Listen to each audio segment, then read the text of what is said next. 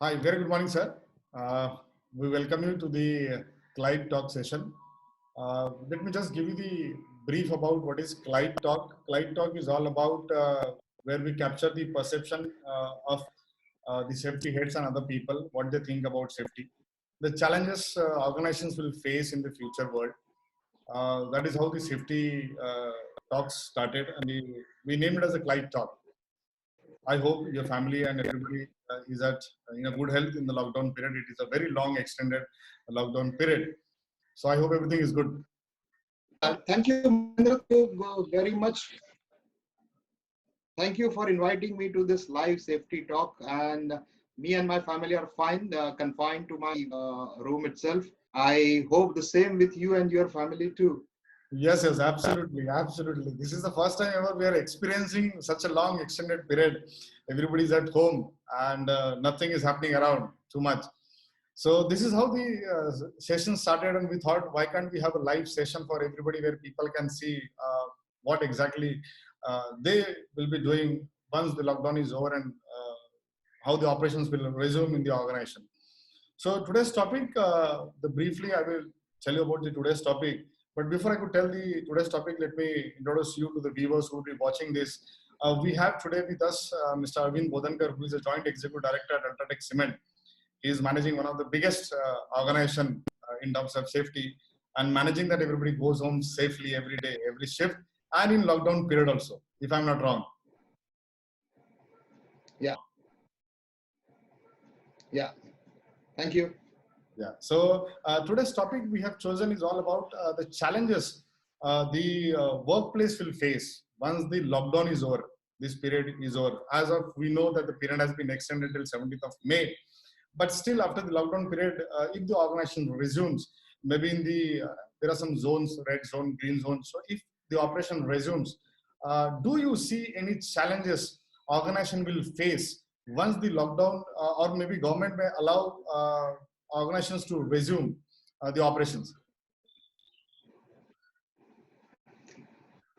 So there are two ways of looking at this problem. One is you're talking about the immediate one, if in the red zone, if the factories are allowed to be operated, and one is on the long term. So let me talk about the short term. And short term, when factories are allowed to be operated, if you had seen various directives or advisories which has been sent by the Ministry of Home Affairs, it clearly talks about it is the responsibility of the occupier or responsibility of the factory manager to ensure that there are no more COVID cases coming out of the operations, or the people who are working within the factory premises are not getting infected. So that way the responsibility is for the occupier as well as for the manager has increased or gone manifold. And when it comes to the responsibility of the occupier of the manager, it is when implementation is definitely, or the governance is with the safety professionals, health and safety professionals would be, and their responsibility has also increased manifold. So right from developing the safe operating procedures, sanitization, social distancing, using the personal protective equipment, all those kind of things are definitely very important for the safety professionals. At the same time, keeping the morale of the people high so that they remain productive, that is also a responsibility which I think safety professionals will have to take. This is on a short-term basis, but if you look at on a long-term basis, what people are talking now is there is definitely going to be economic impact of this lockdown, and people are expecting about 25 to 30% demand contraction. And when 25 to 30% demand contraction happen, there will be a huge pressure on spending, and so spending would definitely come down. When spending will be on capex, spending will be on the fixed cost. So fixed cost reduction, people will try to conserve the cash. And when they try to conserve the cash, I can already see that those who have started their operation, they are either starting at 30 to 40% of existing manpower. definitely they have cut down on the contractual manpower or the ones who are of casual nature and were not of the permanent nature. Now, there are two ways. One is if your contractual people are not coming to the plant, one thing is that the safety record would improve. Because most of the time we had seen that it is the actual people who are becoming a victim of the accident. But at the same time, now there is another side of it. Now, if the regular employees who were once upon a time doing a supervisory job, we had seen, although they were supposed to do the job by hand, now they were supported by contractuals or casuals. Now, when these people have been put into the job, let's say, for example, some packaging lines or into some other lifting lowering operations, where we used to get support from the contractual employee. Now these jobs will have to be done by the regular employees. And regular employees, while they have been trained initially, over a period of time, their flexibility, their agility has come down. And this may lead to, some kind of safety issue. In fact, let's say, for example, if I was expert at one point of time, when I was young of 22 years, today when I'm in my 50s, I may not be the same productive person. And I had a few people assisting me. But today, if again you ask to do the same job, I may not be able to do it effectively. And I may make some mistakes, and those mistakes may lead to, accidents. So these people, although they were trained, they are experienced, there are chances that they will commit mistakes. Safety professionals will have to look at this issue, identify this issue, and maybe do the assessment of skills of the people who are experienced also, and need to give a special focus on these people so that this doesn't lead to any unwanted incident. Yeah, that was really, thank you so much. It was, what I could gain is that we are talking about the contractual labor is don't, not allowed to come to the organization. The existing manpower has to do that job. So in this scenario, do you see any risk assessment changing? You want to say you're talking about the new risk assessment has to be done because the contractual labors are not there and the existing staffs are there. So looking at their profile, their demographic, how they are, based on that, maybe you'll have to scale up your activities in the organization. That is what we're talking about. Exactly. You have to redo the risk assessment. Earlier, you had contractual people doing that job. Now you have regular employees doing that job. So while the activity may remain same, since the people who are doing the job has changed, there will be a different impact of that, and that impact assessment has to be done, and the mitigation plan has to be developed. That's really wonderful. So that leads to a second question, which I want to know: how the safety, because you use that safety team has to look at this aspect. So how this safety team should use this lockdown period to meet the future challenges? Yeah, well, I will answer this question, but I would like to add one more thing to this post lockdown. Now, you might have seen a lot of conversations are going on around work from home, and work from home has become a new normal for many of the organizations. And there is a possibility that this may continue for many of the organizations. Initially, first 1 week we were, literally struggling. Yeah, is this happening? We are away from office, and how we can connect with the people. But today it has become very normal. In fact, we are more productive than where we were earlier. And so you might recall we used to have, office safety management. Now here you may have a work from home safety management. So this thing we will have to develop a new manual. We will have to come out with work from home safety manual, do's and don'ts for people who are working from home. So that is also something they may have to come out with. That's a really very good thing I have learned. Work from home policies need to be developed now as a safety professional. So you mean to say this time should be utilized to develop the do's and don'ts from work from home. Exactly.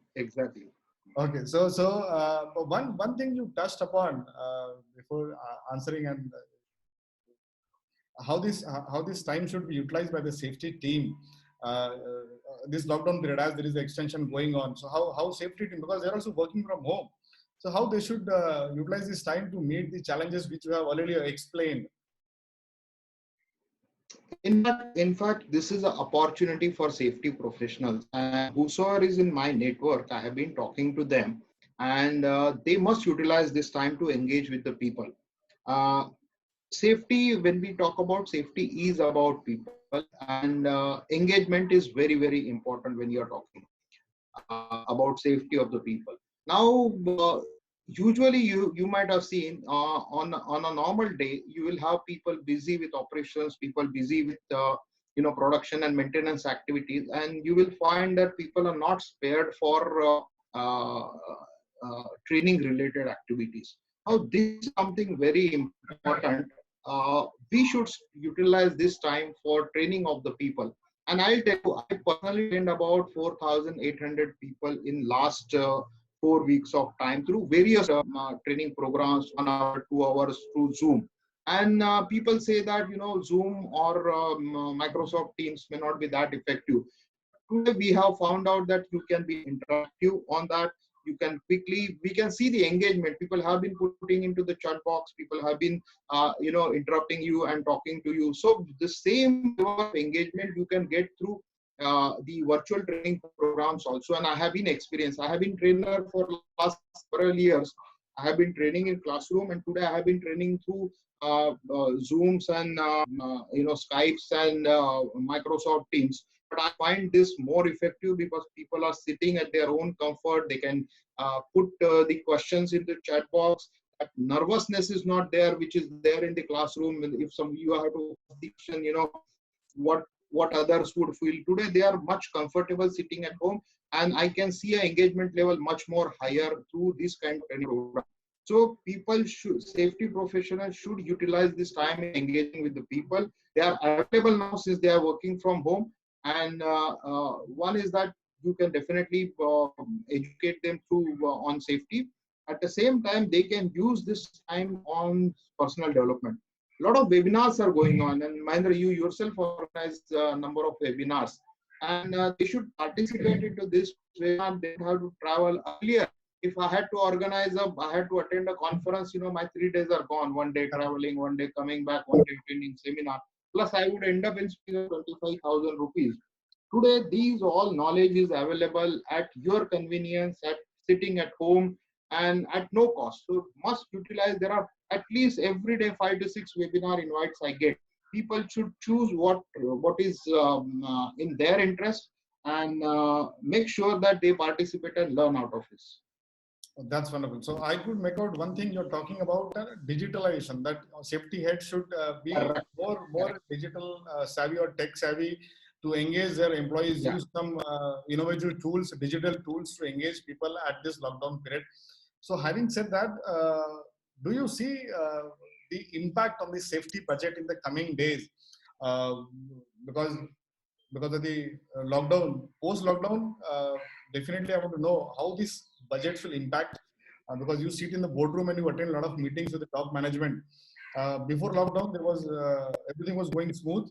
After because of this lockdown, it's a zero operation, zero revenue, and suddenly the operation will start or we will resume if the government allows us. So there will be a lot of pressure on the management to resume to the same level or come to the same square where they left before the lockdown. So do you see any impact on the safety budget in the coming days? See, safety budget there was always a pressure on safety budget, and it was never a cakewalk for any of the safety professionals. While PPEs like hand gloves, nose masks and all was not an issue, but safety related capex of if you want to do something, which doesn't add to the productivity or which doesn't add to the bottom line, there is always a pressure, and whether it is safety, quality, any other things which we have seen, that is going to be that is going to continue in future also. We can't say that even before COVID it was available and whatever we asked for. A lot of efforts we needed to take to get that budgets approved. The same thing will continue, but as long as there is a value in it and the management sees that yes, this is in the interest of safety, and otherwise this have a business interruption. If we don't spend, management will still approve the budget. And I don't see. You touched upon the digitization, and I can see a big opportunity over here. I have been talking to various people, and one program almost every company has about the behavior-based safety observation program.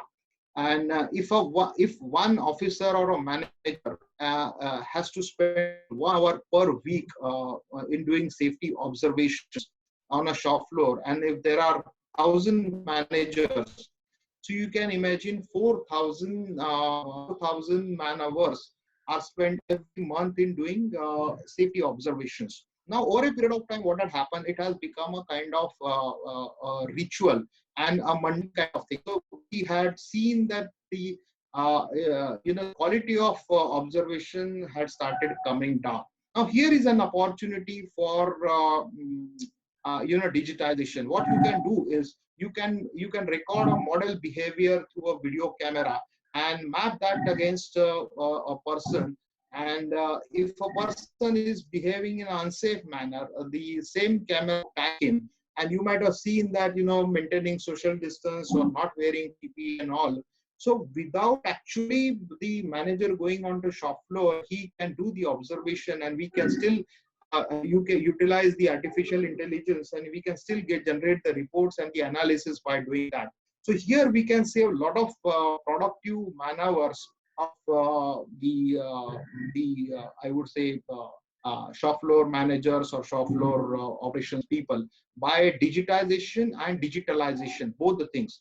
When I say digitization, it is converting the analog kind of things or the check sheets and all into digital kind of thing. And digitalization means using the infrastructure to capture the intelligence on the and utilizing that for improvement of safety.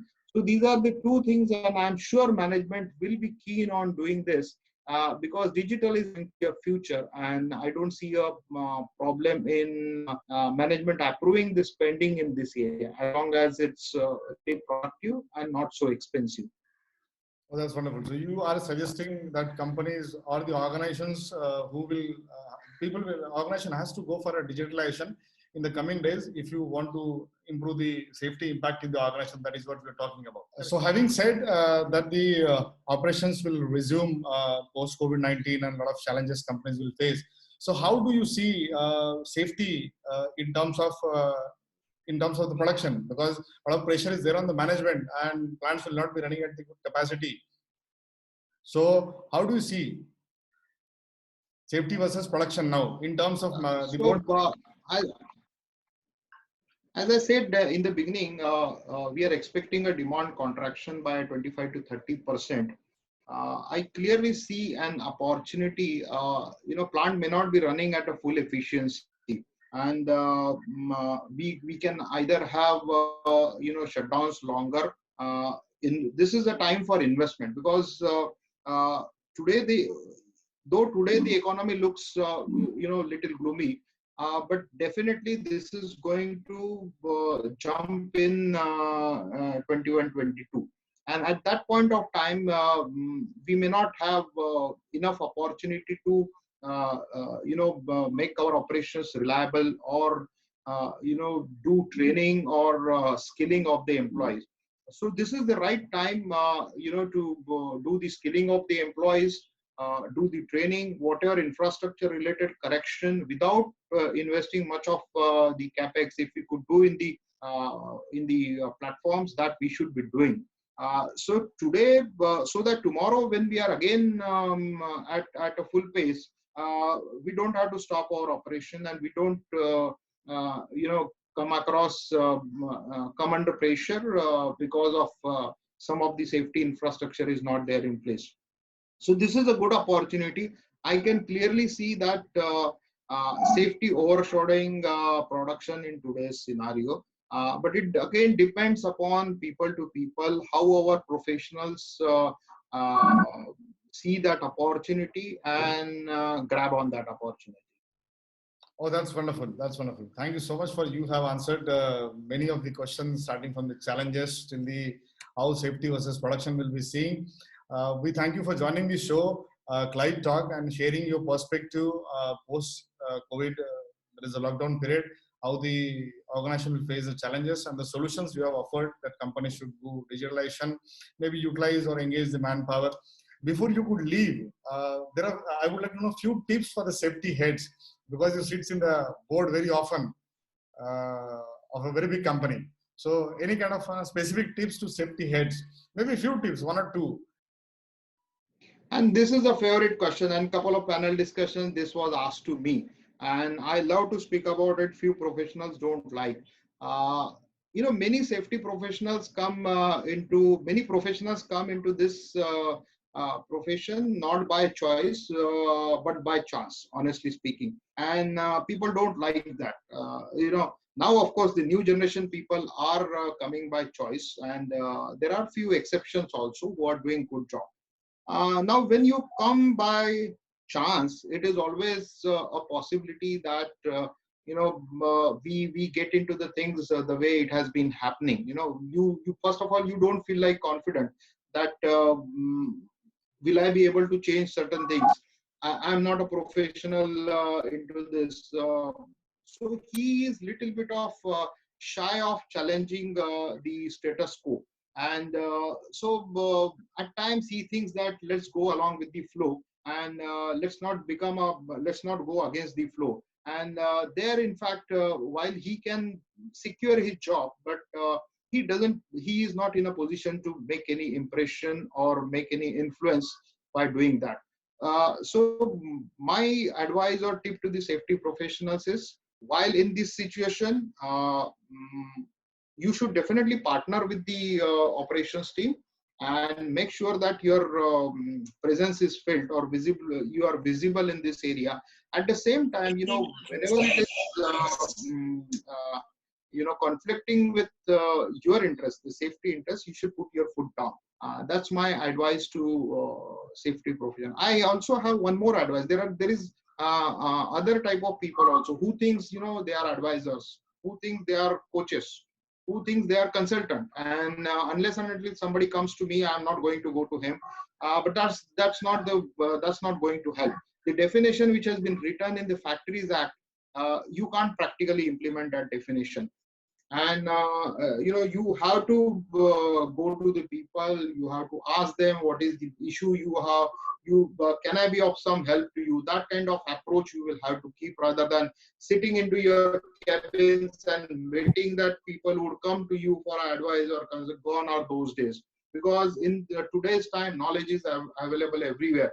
If you think that somebody will approach you for what are the provisions of Section 7 of the Factories Act, nobody will come to you. They will immediately Google on their mobile, and they will get all the information available. They will see all the lockout, tagout standards, working at height standard, everything available, and people like Mahendra is always available to provide them on the app, all that kind of thing. So don't expect that people will come to you. So you have to go to the people. Make sure that the experience and knowledge you have is available to people. So these are some of the advices I would like to give to the safety professionals. Thank you, sir. Thank you for joining on a Clyde show. It was really nice talking to you. Hope to see you soon in a coming discussion. But thank you for sparing your valuable time. May your family and everybody stay safe at home. Thank you so much. Thank you. Thank you, Mahendra. Thank you. Have a good day.